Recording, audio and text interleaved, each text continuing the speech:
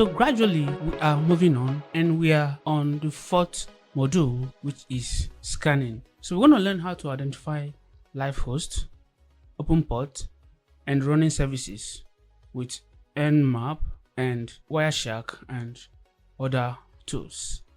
So let's begin.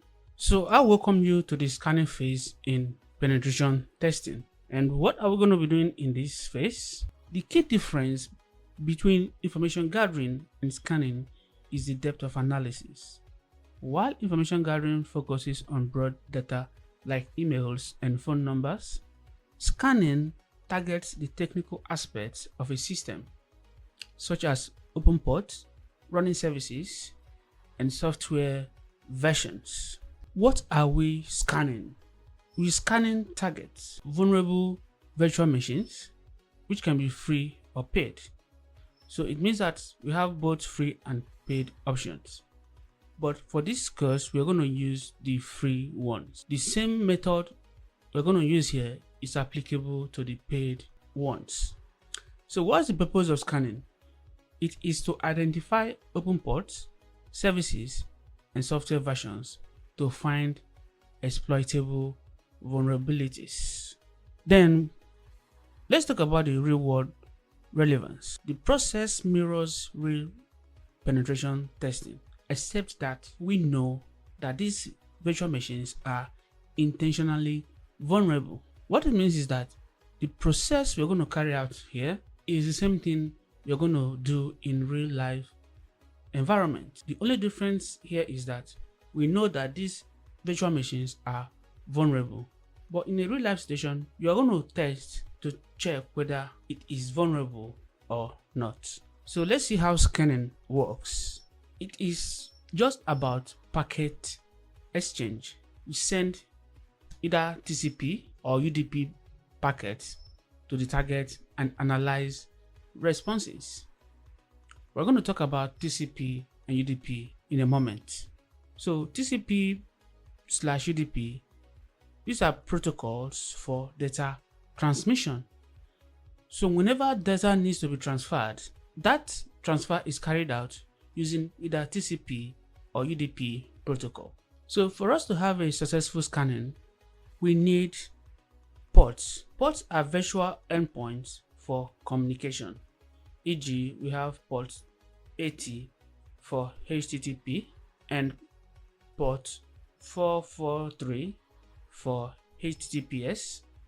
The difference between HTTP and HTTPS is that HTTPS is the secured version of HTTP. Then we also have port 21, which is used for FTP, file transfer protocol. So what is the key goals of scanning? When you scan, you discover if ports are open. So if there's an open port, scanning will make you discover such open ports. Then also, scanning will enable you discover and identify software services running on any port. Scanning will also help you determine software versions, and this is critical for finding vulnerabilities.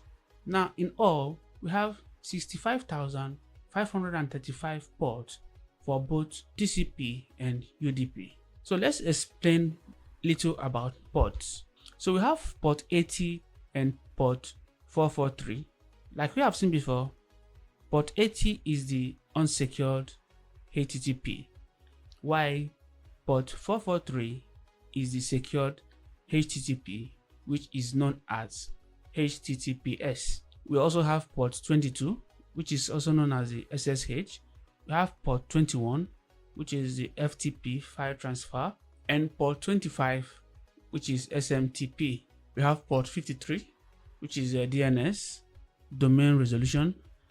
And the significance here is that open ports with outdated software are entry points for exploitation. So when a system has open ports and outdated softwares, that port is liable for exploitation. The work of a pen tester is to scan and update the software versions running on those ports so as to prevent hackers from exploiting the network or system.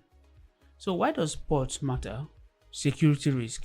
If you have one open port with vulnerable software, it can compromise an entire system. So it's a good practice to scan ports and update the services that are running on that port. Home devices. Now, we have home devices like our laptop. So typically, they have closed ports unless if they are hosting services. Service hosting. Machines hosting services require open ports. The reason why our home devices does not have open ports is because they don't usually host services on them. So machines hosting services, e.g., website, internal company tools, require open ports. But home devices, e.g., laptops, typically have closed ports unless they are hosting services. So for you to visit a website which is hosted on a server, it means it has an open port, which could be port 80 or port 443. Mastering network scanning for ethical hacking. Let's talk about the Nmap, which we can call the network mapper. Is a powerful open source command line tool for network discovery and security auditing. And here are the key features. Does port scanning, which can be TCP or UDP, then OS and service version detection. So what it means is that Nmap can be used for port scanning and also can be used to detect operating system and service running on a system. It can also be used for stealth scan, e.g. sync scan, and scrutable with NSC for advanced tasks. The use cases is that it is used in identifying live hosts, also to identify open ports and running services. And example of an Nmap use is Nmap-SS, then the IP address. We shall be discussing what the lowercase and the uppercase stands for as we progress in the scanning module. Now the next scan is the net discover, which is the app reconnaissance. So it is a lightweight command line tool for active or passive app reconnaissance. Then the key features of this net discover is that it detects devices by monitoring app traffic. Works even if ICMP is blocked. Then the use cases, it's used to discover hidden hosts, including Internet of Things devices on a local subnet. Then example of use is net discover-r and IP address range. The next scan is the Wireshark, which is used for packet analysis. And the description, it is a GUI based packet analyzer for capturing and inspecting network traffic. And the key features is a real-time traffic monitoring. So it means you can use Wireshark for real-time traffic monitoring. You can also use Wireshark for deep packet inspection. Wireshark serves as a filter for specific protocols, and it decrypts TLS stroke SSL with keys. So where do we use this? In analyzing unencrypted data leaks, e.g. HTTP credentials. Then in troubleshooting network attacks on anomalies. So this is what we're going to see in this module to show you how to use this tool and to show you how we're going to scan vulnerable machines. Remember, you are not expected to use this on a domain on IP address which you don't have authorization to use.